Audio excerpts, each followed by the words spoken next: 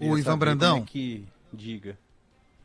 Eu queria te perguntar sobre Eduardo Bolsonaro, para te passar a palavra, pelo seguinte, ele é parte interessadíssima nisso que aconteceu nos Estados Unidos e eu imagino que ele esteja também com as barbas de molho, caso ele as tivesse em profusão, porque ele é um dos pauteiros do governo americano relativamente a essas sanções, faz carga, é como se fosse o único interlocutor brasileiro do governo dos Estados Unidos, sobretudo de Marco Rubio, do secretário Bessent.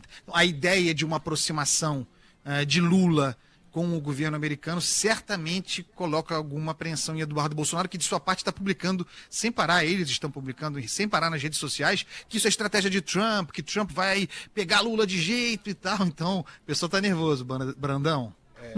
Não vou mentir não, que aqui o comentário na redação foi justamente esse, né? Imagina como é que tá agora Eduardo Bolsonaro, enfim, a família Bolsonaro ouvir de Donald Trump, né?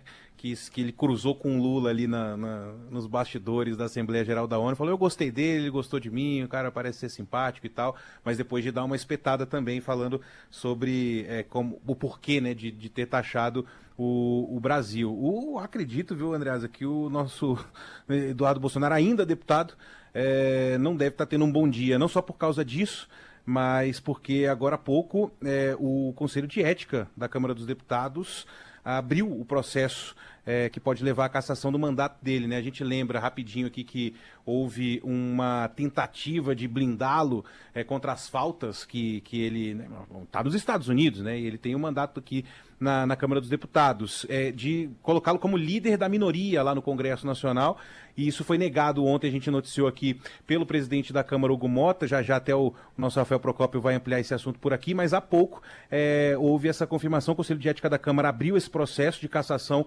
contra Eduardo Bolsonaro por condutas incompatíveis com o mandato parlamentar, principalmente por essas ações aí, algumas das que você citou lá nos Estados Unidos, que o Conselho de Ética, convenhamos, né, anda meio parado, mesmo com todo aquele motim que aconteceu, né, os processos estão ali, mas reunião e tal, discussão, a gente não vê muito, o colegiado vai avaliar se há elementos para que, de fato, o parlamentar tenha o mandato dele cassado. É a primeira fase de todos os procedimentos, né, no Conselho de Ética, a abertura do processo. O presidente do Conselho é o Fábio Schiochet, da União de Santa Catarina, ele ainda vai escolher um deputado para relatar esse processo, isso deve ser feito até semana que vem. Enquanto isso, né, paralelo a isso, Andreasa, o Eduardo Bolsonaro segue dizendo que o projeto de lei da anistia é o único remédio possível para acabar com a crise entre o Palácio do Planalto e a Casa Branca. Ele falou isso logo depois de ter sido denunciado, e também noticiamos aqui no meio do Tem Método ontem pela Procuradoria-Geral da República, mas é o que você falou, barbas de molho, né? Será que é o único remédio? Pode haver um encontro entre Donald Trump e Lula e novos remédios são descobertos a todo momento, né? A gente não sabe como é que vai ficar essa situação, não. E você viu nas imagens, né, da transmissão da Assembleia da ONU, enquanto falava Donald Trump, tem um primeiro corte para o Lula, aparece a delegação brasileira, o pessoal, ele está falando com você, mas depois filmam o Marco Rubio.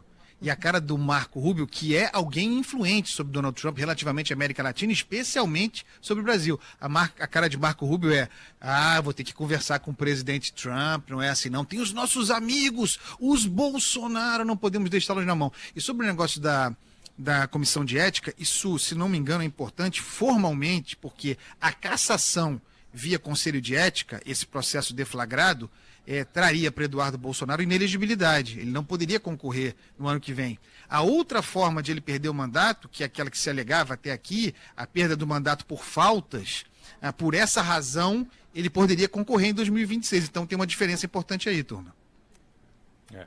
E só para terminar de amarrar aqui também do Eduardo Bolsonaro, o Marco Rubio não aplaudiu, né? Não fez nenhuma manifestação ali nas palavras do Lula, mas o Eduardo Bolsonaro postou, né? Para quem conhece as estratégias de negociação de Donald Trump, nada do que aconteceu foi surpresa. Ele fez exatamente o que sempre praticou, elevou a tensão, aplicou pressão e em seguida reposicionou-se com ainda mais força à mesa de negociações.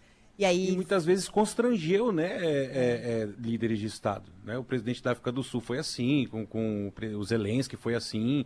E imagina ele constranger publicamente ali no Salão Oval, sei lá, o presidente Lula, né? Ia ficar uma situação esquisita. Isso também é possível. É por isso que tem de ficar todo mundo nervoso.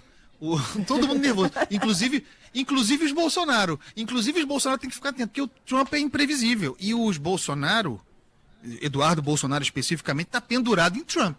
Se Trump se apaixona por Lula de verdade e a coisa esse nó, eu não acredito que seja assim tão rápido, esse nó desamarra, aí né, tem um pessoal pendurado em Trump aí que vai se desesperar. A ver as cenas dos próximos capítulos.